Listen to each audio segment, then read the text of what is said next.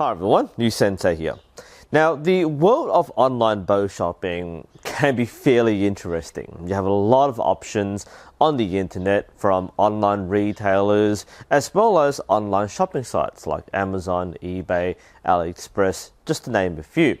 I've had a lot of requests over the years to review very popular items like the Islamic Sage and the Mandarin Duck Phantom, which I've already done. Now, one item which has been very frequently requested, or perhaps it's one person requesting very frequently, is the Geologic Initech 2. Now, this bow has been around for a few years and it's one of those really popular, highly searched items. Now, normally I don't go out of my way to review a bow that I don't have, but I thought I'd make an exception. So for those who've been highly demanding this, I went out and bought myself a Geologic Initech 2. So this is the NUSensei review. I don't normally do unboxings because boxes are pretty boring, but the Initech 2 is sold as a standalone bow and it comes in this package. Now, for most people buying a bow for the first time, this may be very appealing because it is kind of everything you need in one spot. As a mainstream archer, this is to me more like a typical beginner kit, though on the higher price range. Firstly, we can admire the graphic on the front. It shows the name of the bow, the Initech 2. It shows it is right-handed and it is based on size. And in this case, this faded tick tells me this bow is meant for people above 1 meter and 70 centimeters. I'm actually shorter than that, so I guess this bow is too big for me. Oh no! But we won't worry about that. We see in the front we have an archer using a 4-finger draw and someone who clearly knows how to string walk. So interesting choice of models. On the back we have the assembly instructions as well as what it includes. So it seems like it tells us to screw in the limbs. The kit includes the bow, a bow stringer, a nocking point, an arrow rest, and the bow string, and the instructions how to put it on, which seem pretty straightforward actually. So we'll follow the instructions, we'll open it up, and we'll see what we can do. So you got 2 tabs over here at the top. You push them in and you can open the crate. Hey, there we go. Now, one of the selling points of this case is that apparently it acts as a bow stand. I can see how that could work, so that's pretty cool. So again, we'll go through the parts. We have what looks like a cheap bow stringer made from a canvas material. We have the bow string over here, as well as a plastic arrow rest. Unfortunately, the sticky tape is kind of bent. There's actually 2 here, so there's spares. We have, I guess, a warning.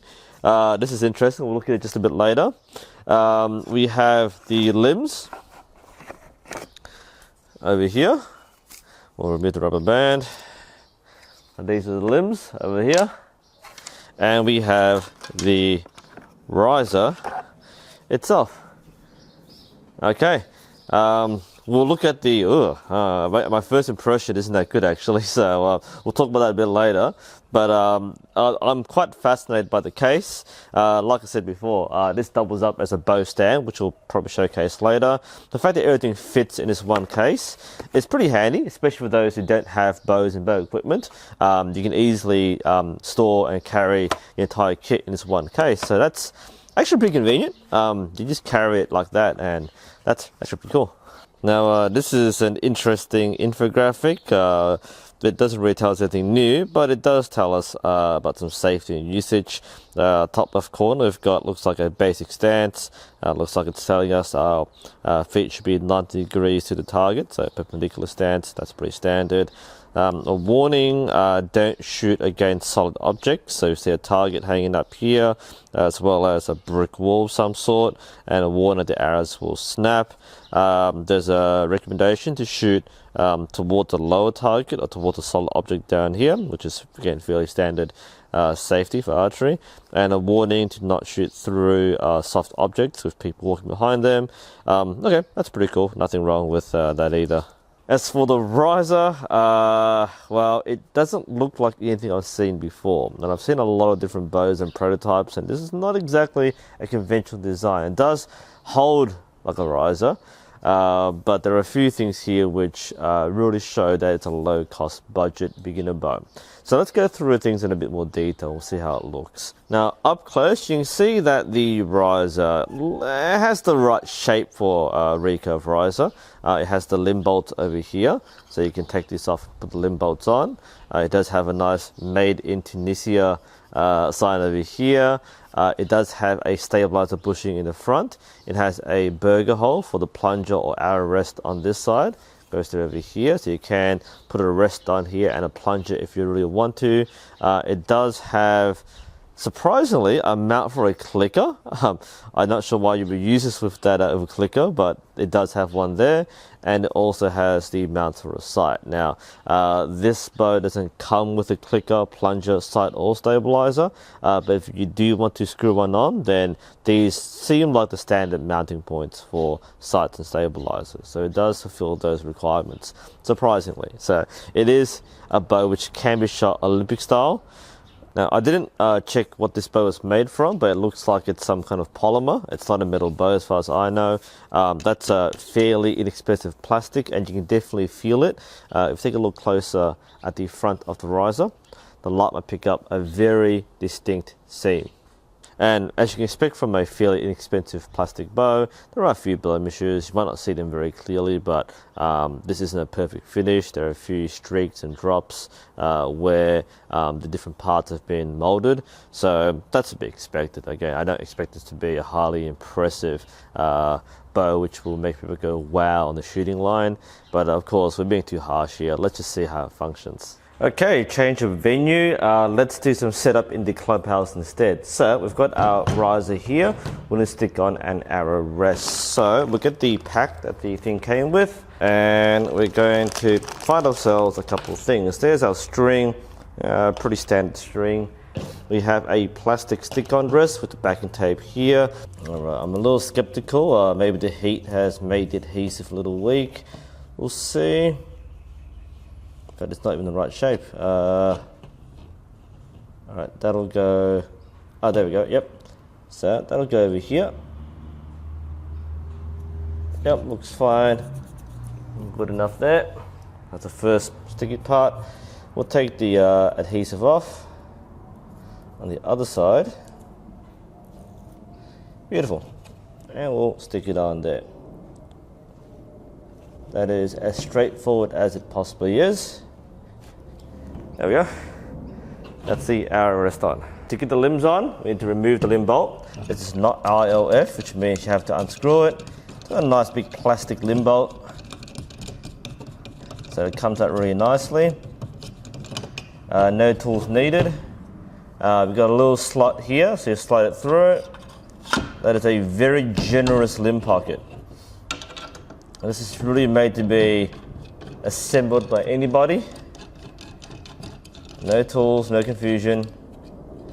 It's hand tighten. Nice. Remove the second limb bolt. All right, slide the limb in. Again, that's a very generous limb pocket. There's no confusion as to what to do with the system. Hand tighten. And we look good there. Now, this is the kind of bow I'll probably string by hand, but just follow the instructions. You want to put the string onto the limbs. There is a big loop and a small loop. The bigger loop goes on the top limb. And you slide it down, and the small loop goes on the bottom limb, and you leave it on the tip. Now, there's a very big difference in these loop sizes. There's no confusion over which is which.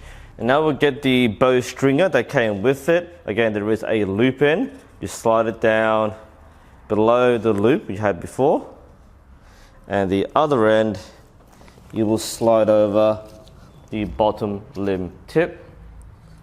This is a fairly cheap canvas stringer, but it works the same way as most bow stringers. This is the safest way to string the bow. You can do it by hand, but if you get into good habits, you'll do it this way, even me. So we'll step on it, I'll use 2 feet this time. We'll lift it up, slide the string up and then let it down gently. That's perfect. Okay, that was a functional bowstringer. All right, well done so far. Now the next set of instructions involves putting the knocking points on the string, which is where you place the arrow. There are 2 brass points which come with it. While it does say use 2, there's no real reason to use 2. So I'm going to use 1. This is my professional input. You don't really need one of these. Most people use thread, but brass is fine for a beginner bow. They're going to use 1 only. Now, it suggests that you use a bow square to find 90 degrees. If you don't have one of these, you can use an arrow instead. So you can basically line up, you can eye what looks like a 90-degree angle, and then you can place the knocking points on there. We will be using the square, just follow the instructions, but it works the same way regardless of what you use. So we'll clip the bow square on, we'll find out where this 90-degree spot is, and that is right there. And we'll place it just above center. Very easy to do. You can get specialized knocking pliers. I'm just making do with any pliers I've got right now. There we go.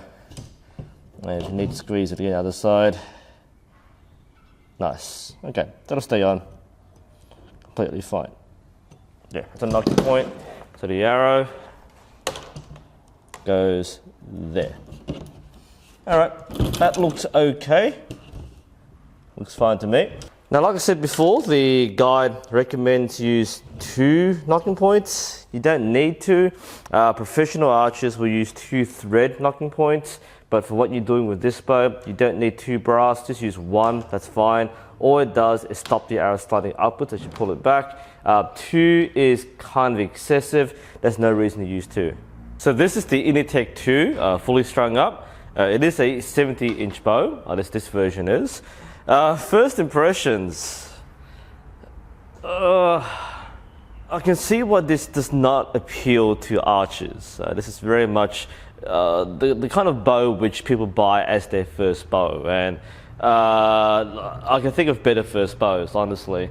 The issue I have right away is that it's not balanced very well. It's surprisingly heavy, despite being a plastic bow, or perhaps because it is a plastic bow. Most of the weight seems to be on the ends of the risers. So the center of the riser, where it should be most balanced, has very little weight to it.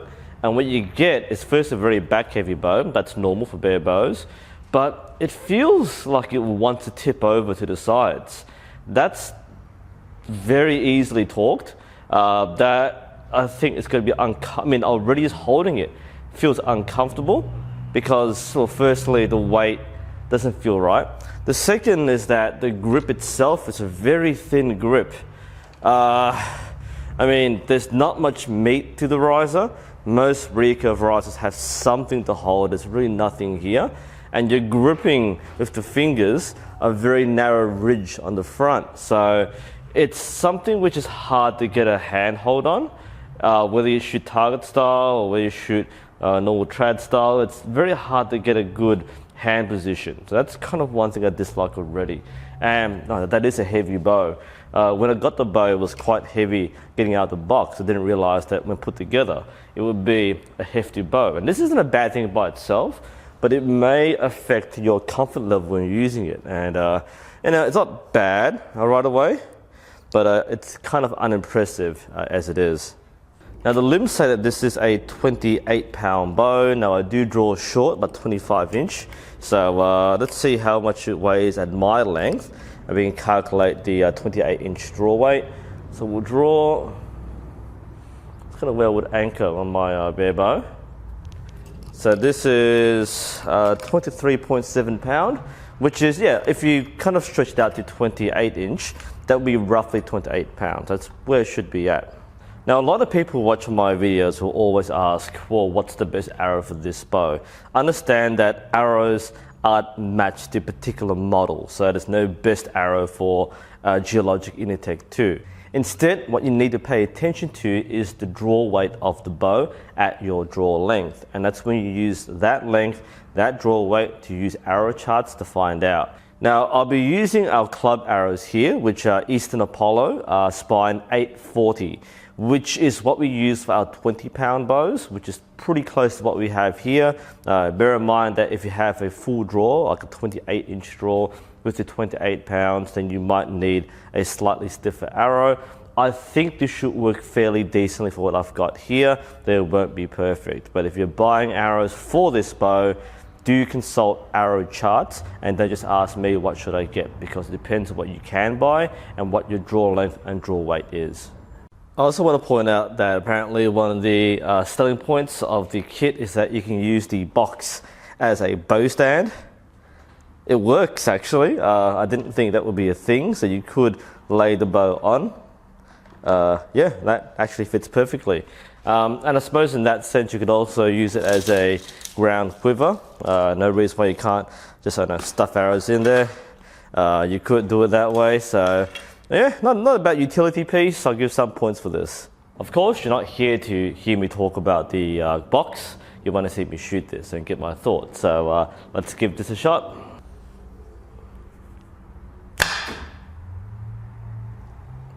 That was weird. Okay, that's better. Not sure what that sound was. Might have been something popping into place. But that was a better shot. Yep, that's better. Now things are flying okay.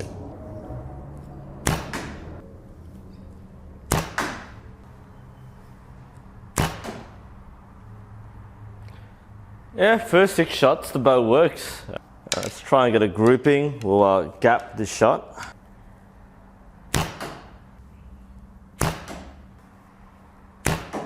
But, oh man, this is uncomfortable to knock. Like, you're tempted to lean the bow back to get some clearance to knock, but you have this really awkward weight and it put a lot of pressure on your thumb joint.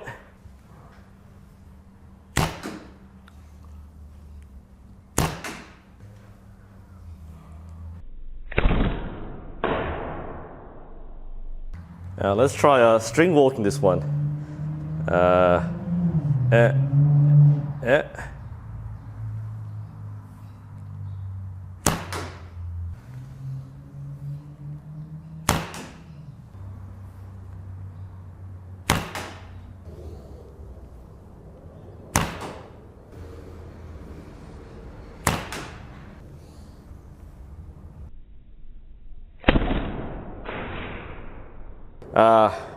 Yeah, I'm getting a little sore in my hand. It just wants to twist out of your hand like that. I've got a fairly loose grip, and the shape of the grip and the balance is already scoring negative points with me. And let's do another set from the back. We'll gap this one.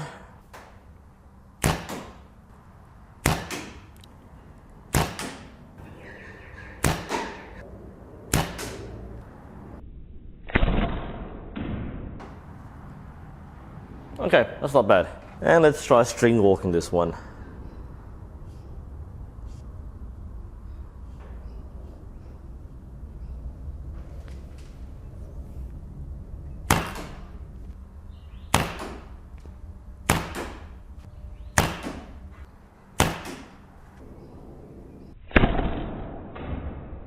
Okay, that's consistent enough.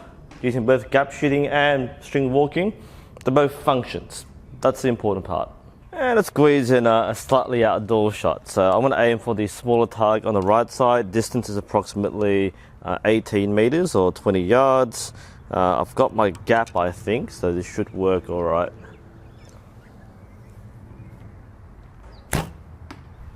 Not bad.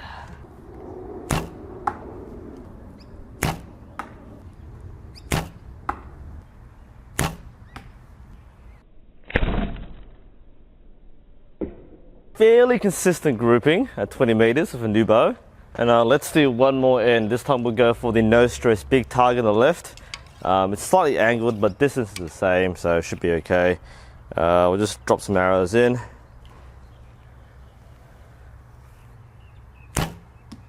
Yeah, that's a no stress target. That's a very generous gold. Oh, drop that. Ooh, going low. There we go. So, what is my verdict on the Geologic Initech 2? I know this has been a very highly demanded video. I know people want to buy this bow and do buy this bow. If you are looking at getting this bow and you only expect a bow that is something you can shoot, fling arrows in your backyard, start doing archery, then the thing works. So it's functional, you can definitely shoot with it. You can see I shot decent with it, so you can definitely learn to shoot with this bow. That said, I'm actually not happy with the Initech 2 for several reasons. Firstly, it's not exactly comfortable to use. This has to be the narrowest grip I've ever seen on a bow. It is not comfortable. I've got small hands, I go right around that, and it is not the kind of grip which promotes good technique and good archery. So I find it uncomfortable. They've got a very narrow ledge or ridge over here. You do feel that seam when the mold meets together. If you try to hold it with a slightly angled grip, you'll find that you're pinching that narrow grip down, and the weight of the bow or the riser will be something you will fight against. Even between shots when knocking it, I found it was uncomfortable to wield. Obviously you could just hold it on your foot like an Olympic bow and knock it this way. That's, I guess, what they want you to do. But if you try to hold it downwards or tilt it, it just wants to like flip away from your hand, and you're just pinching this narrow grip and feeding arrows in. I found myself having a bit of pressure on my thumb. Like I said, it didn't feel comfortable, and I'm the sort of person who's used a lot of bows. This to me is not designed with the archer in mind. Again, the grip works, but it's not comfortable, and that's a big downside, I think, for this particular bow. And just to show how narrow this is, that's the Geologic Initech 2. You can see that's the grip there, hand goes there. That's how thin it is in the front. Compare that to the WNS Optima, which is a standard beginner club bow. Price range is pretty much the same, only slightly more expensive. You can see what I mean by a nice chunky grip. That is a nice wide round grip. You can easily, comfortably put your hand around there. There aren't any bumpy ridges that get really annoying. It's shaped to fit most hands. That is a comfortable grip. Even this Cartel Junior bow, which is made for like 5-year-olds, you can see a nice, smooth shaped grip. Small for me, even for me, but you can see your hand wants to go around it gently. That is a good grip. You can definitely have fun shooting this bow for the same price. And back to the Initech 2, as you can see on the side view, it looks like it has a nice grip. It does have a contour for the thumb, but the other side has nothing. It's almost completely flat. That is not bulky enough for a hand. It really encourages that tight grip, which is bad for archery. I didn't like the grip, and like I said before, it is somewhat unbalanced, so if you tip it slightly, it does want to tilt outwards, and you're kind of fighting the bow. That's something you don't want to do. Looking past that, it does have the modular features of most bows, surprisingly. So it does have the bushing for the stabilizers, it has the plunger hole, it has the sight mountings, it has even a clicker plate or a clicker hole. That is going to be quite modular, so if you're using this to progress and learn new skills or use more equipment, you can do so. So that is something which goes in favor of this. The other thing which I really liked about this bow is actually the box. That bow stand is surprisingly useful because a lot of us just leave the bow on the ground. Having a box which you can put things in when you're done and use as a bow stand when you take it out, that is surprisingly modular. So I would definitely give points to that as well. But would I recommend this bow? I mean, if this is what you can get in a shop or the cheapest thing you buy online, then it's passable. But if you have the choice between the Initech 2 and basically every other bow in the market, in its price range even, then this is not a preference. Just because it's not really designed for archers. It's designed for people getting into archery, and it has a few odd choices which make it more appealing to a buyer, but someone who does archery will find some of these features quite unappealing. And most notably for me, that's the grip and balance.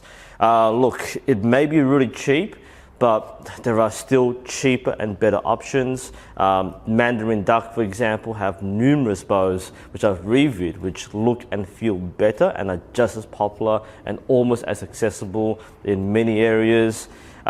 This is pretty much a glorified beginner kit. So if you know someone who needs a full bow to get into archery and you have $100 to spare, then this could work.